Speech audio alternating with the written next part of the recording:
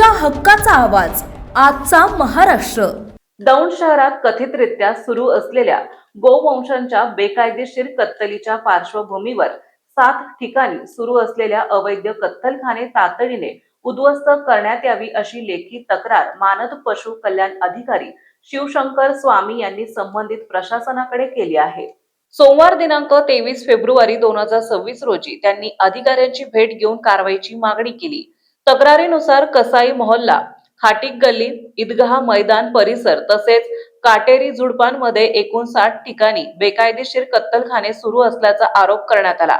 शहरात दररोज मोठ्या प्रमाणात गोवंशांची कत्तल होत असून त्यामुळे परिसरात अस्वच्छता, दुर्गंधी आणि कायदा सुव्यवस्थेचा प्रश्न निर्माण होत असल्याचं नमूद करण्यात आलंय। या संदर्भात माननीय मुख्याधिकारी, माननीय तहसीलदार, माननीय नगराध्यक्ष तसेच दौंड पोलीस ठाण्याचे पोलीस निरीक्षक यांची भेट घेऊन निवेदन देण्यात आले। संबंधित अधिकाऱ्यांनी तक्रारीची दखल घेत सकारात्मक चर्चा केली असून चौकशी करून योग्य ती कायदेशीर कारवाई करण्यात येईल असे आश्वासन दिल्याची माहिती शिवशंकर स्वामी यांनी दिली।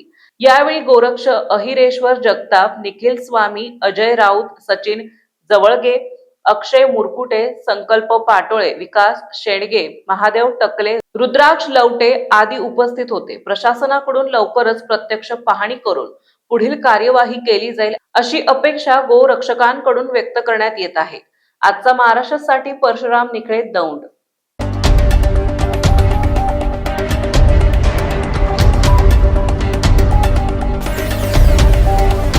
तुमच्या हक्काचा आवाज आजचा महाराष्ट्र।